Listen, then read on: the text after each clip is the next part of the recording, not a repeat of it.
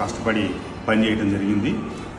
రేపు మన ఎన్నికల కౌంటింగ్ జరుగుతూ ఉంది కాబట్టి ఏ విధంగా అయితే మన నియోజకవర్గంలో మనం ప్రశాంత వాతావరణంలో అన్నదమ్ముల్లాగా కలిపి ప్రజాస్వామ్య స్ఫూర్తితో ఎన్నిక నిర్వహించుకున్నాము, రేపు కౌంటింగ్ సందర్భంగా కూడా అదే రకంగా, ఎందుకంటే ప్రజల తీర్పు ఈవీఎంలో నిక్షిప్తమైంది. రేపు ఆ వచ్చే ఫలితాలని మనం గమనిద్దాం.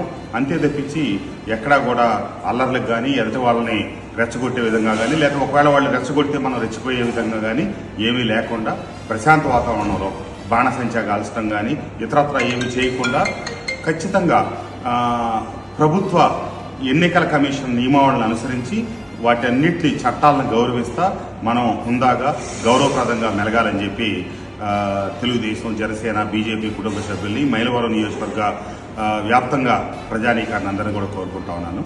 ధన్యవాదాలు. నమస్తే.